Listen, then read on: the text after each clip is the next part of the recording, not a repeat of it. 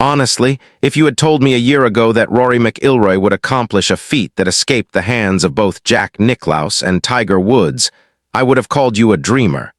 But standing here today, the evidence is undeniable.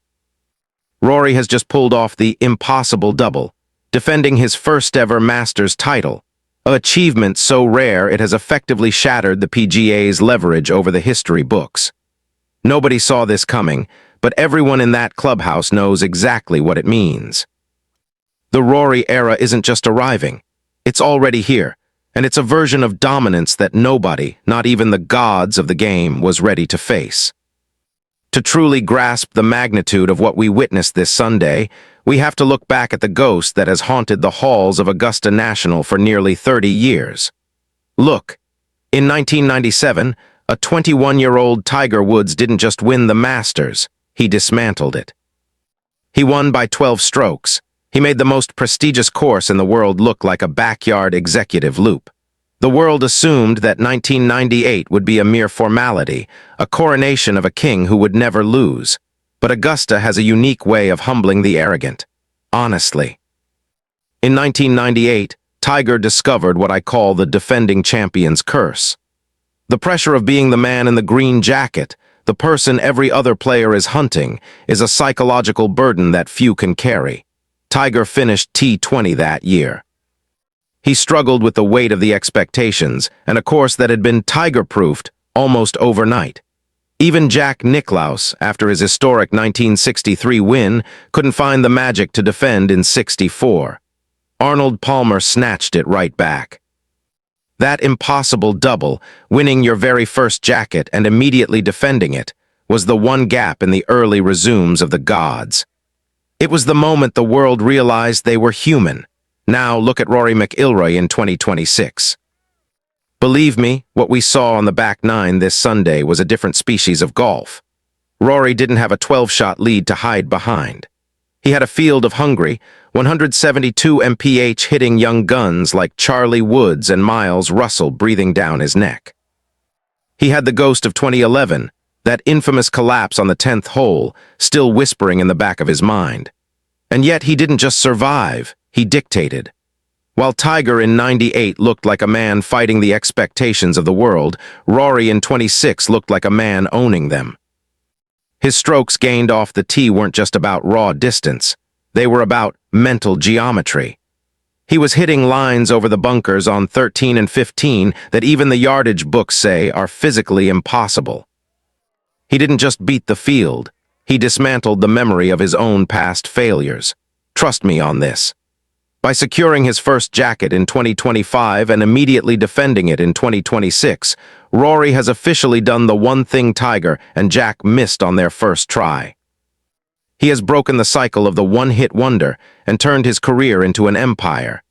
The PGA board is currently in a state of absolute shock because they relied on the Tiger blueprint, the idea that even the best have a ceiling. Rory just flew through that ceiling. He has achieved a level of historical consistency that renders their traditional player management strategies useless. He has moved into a category of his own, and as he walked into the butler cabin, you could see it in his eyes. He wasn't there to be part of the history books. He was there to rewrite them. Now, let's move away from the fairways and step inside the boardroom at Pont Vedra. Because while the fans were cheering for Rory's back-to-back glory, the leadership at the PGA Tour was reportedly in a state of absolute code red panic. Trust me on this. The entire business model of American professional golf has always been built on one unspoken rule. The institution is bigger than the player. For 3 decades, Tiger Woods respected that rule. He gave them his undying loyalty, and in return, the tour built a billion-dollar empire on his back. Tiger was the face of a structure he never truly tried to own. But Rory has just shattered that illusion forever. Honestly, Jay Monahan's biggest nightmare isn't a rival league anymore. It's a Rory McIlroy who has finally realized he is the only product left that the global audience actually wants to watch. By doing what Tiger never could, securing his first 2 Masters titles in back-to-back fashion, Rory has achieved a level of institutional leverage that is unprecedented in the history of the sport. Believe me, my sources inside the tour's headquarters are whispering about a private manifesto Rory delivered to the board just 48 hours after the green jacket ceremony. It wasn't a request for a bigger bonus. It was a demand for schedule sovereignty. Rory is no longer asking for permission to play where he wants. He's telling them, listen, the PGA board relied on the fact that no player was powerful enough to challenge their tax-heavy, restricted structure. But how do you discipline the only man to achieve the impossible double at Augusta? You don't. You pray he doesn't walk away. Rory has reached a point where he doesn't need the PGA Tour's protection or their designated events to remain the king of golf. He has the jackets, he has the history, and now he has the independence that $100 million in leverage can buy. Pay close attention. There are rumors circulating that Rory is already meeting with European and Middle Eastern leadership to create a global super league, one that completely bypasses the PGA's control. If Rory leaves, or even threatens to play half his season overseas on his own terms, the American TV contracts won't be worth the paper they're printed on.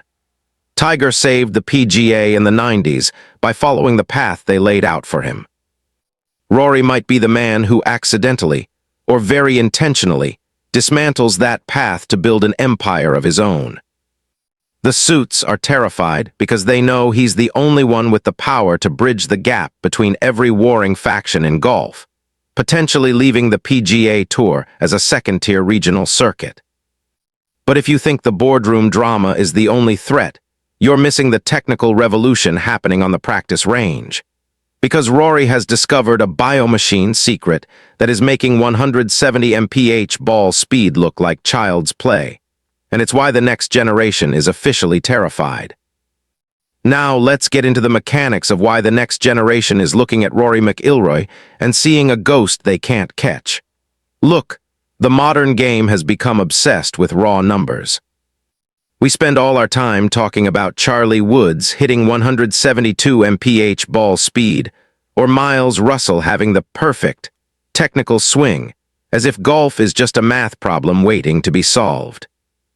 We've started calling these kids physics cheaters because of how they've optimized every muscle in their bodies. But Rory McIlroy just reminded the world that numbers are secondary to the soul of the game.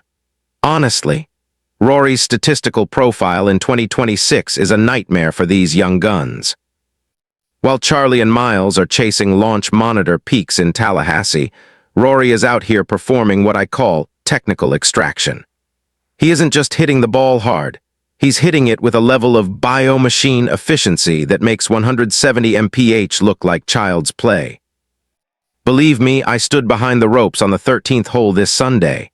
It's a hole that has broken the hearts of the greatest legends. I watched the young players hesitate, checking their wind charts and yardage books, trying to find a safe way to play the squeeze. Then came Rory.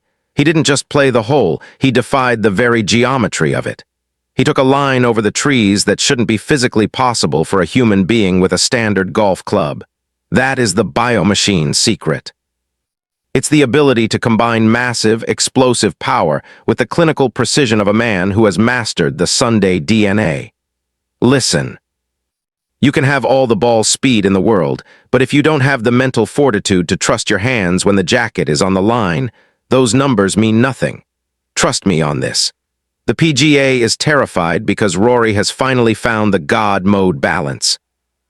He is out driving kids who are literally half his age, but he's putting with the ice-cold silence of a man who has already won the battle before he even steps onto the green. I spoke to a leading kinesiologist who has been analyzing Rory's 2026 swing, and he told me that Rory has effectively recoded his movement. He isn't fighting his body anymore. He is moving in a way that minimizes stress while maximizing torque. It's a blueprint that Tiger Woods, even in his prime, never quite perfected because the technology simply wasn't there yet. While the golf world was looking for the next Tiger in the junior ranks, the real successor was standing right in front of us, wearing a green jacket. Rory has mastered the old wisdom of course management and married it to the new science of speed. Pay close attention to the leaderboards. In 2026, Rory isn't just leading in distance, he's leading in strokes gained, mental sovereignty. That is the gap that Charlie Woods and Miles Russell can't close with a launch monitor. They are prepared to fight a star. They aren't prepared to fight a man who has mastered the machine. But if the technical gap is scary, the final verdict is devastating. Because there is one specific thing Rory said in the butler cabin, a whispered comment to the chairman of Augusta, that confirms the Rory era isn't just a streak. It's a permanent takeover that will change the face of the Masters forever. So, where does this leave us? Look, we've spent 15 years asking when Rory McIlroy was finally going to arrive at Augusta. We waited through the collapses, the heartbreaking T2S, and the whispers that he simply didn't have the Tiger gene required to own this course. But in the last 24 months, Rory hasn't just arrived, he has conquered. Honestly, the most revealing moment didn't happen on the 18th green. It happened in the quiet, wood-paneled sanctum of the butler cabin. Believe me, those who were close enough to hear caught a whispered comment Rory made to the chairman of Augusta as he was being helped into that second green jacket. He didn't talk about the money or the fame. He simply said, "The ghost is gone. Now we build the empire." That ghost wasn't just his 2011 collapse, it was the ghost of Tiger Woods' 1998 failure. By doing what even the god of the modern era couldn't do, securing back-to-back titles starting with his first ever win, Rory has officially stepped out of the shadow. Listen. The game we knew is dead. The era of the PGA Tour dictating terms to its stars is over.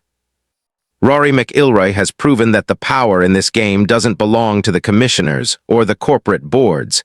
It belongs to the man who can stand in the middle of Amen Corner and refuse to blink. Trust me on this. We are witnessing the birth of the first global sovereign of golf. Rory is now the bridge, the judge, and the king. He has the leverage to rewrite the entire professional landscape, and the PGA is right to be terrified. Because for the first time in history, the man wearing the green jacket doesn't need them to be a legend. He is already there. I'm James Whitfield, and I've watched a lot of kings come and go in this clubhouse. But this feels like the start of an empire that will be talked about for the next 50 years. Tell me in the comments, does Rory's impossible double officially make him greater than Tiger in the context of Masters history, or is he still just a guest in Tiger's house? I'll be reading every single one of your responses. I'll see you at the next tee.